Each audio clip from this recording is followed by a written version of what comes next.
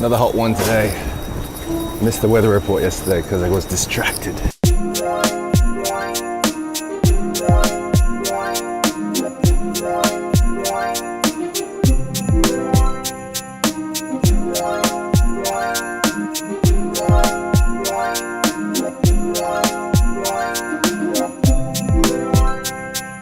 Hey guys, well today was another scorcher of a day. Man, it was just walking out of the house was just not fun. Ugh, sitting in my car after it's been in the sun all day, and man, you know that feeling when it's so hot that the air is so hard to breathe.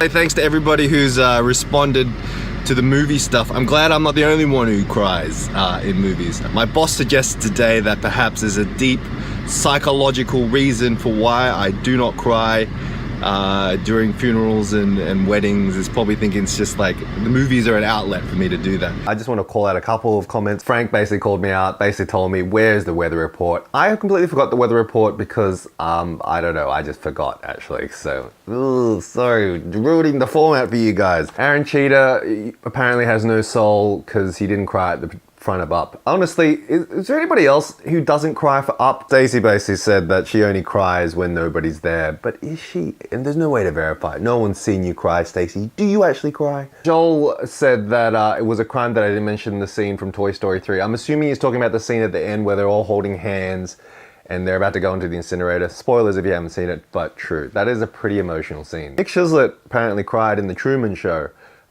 He cries at everything. He even cried at the video at the end of the video that I showed yesterday, which was, if you stayed around, with a bunch of kids playing for John Williams at the front of his house. Very cool video if you haven't seen that. John, my boss, basically said that if you cry in the shower, then nobody will ever find out. I'm assuming that's what he does. And Sean calls me a freak, but he's basically saying that, you know, but all that being said, you know, the end of Bambi, he did call out Bambi as well. Bambi is also another movie that would I can't revisit Bambi, I'm sorry. Some of those older classic Disney movies, too real. And Loretta, yeah, you need to learn how to cry on the outside. Now here's something that's on my mind. So when I got onto the elevator today, and I was standing in the front of the elevator, and then there was some lady standing behind me. And it was sort of, I wouldn't say it was crowded, but usually when it's crowded, I usually let myself out first. But if it's not crowded, I usually hold the door and then let the ladies out. Now, I feel like that's just a courteous thing to do, you know, trying to let the ladies out because that's the chivalrous thing to do. However, when it's inconvenient, I'm not chivalrous because I feel like it's just looking like I'm going out of my way to be polite, but it's inconveniencing everybody else. But do you think in that instance, I should have just tried to stop the door and let those ladies out, even though it was a little bit inconvenient?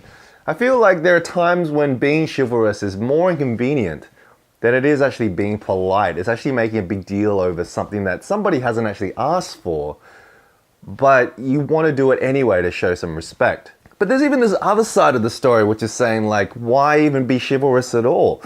Are you polite to somebody because they are a woman and you are a man? Isn't that kind of sexist? And is that a double standard? This is where I'm a little bit confused in this day and age, where women want equality for different things. Is it being sexist?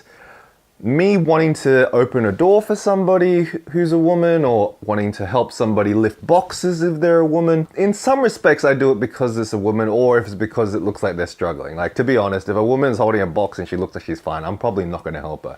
If a pregnant woman is holding boxes, I will probably help her. If a woman is holding boxes and she looks like she's struggling, I will probably help her.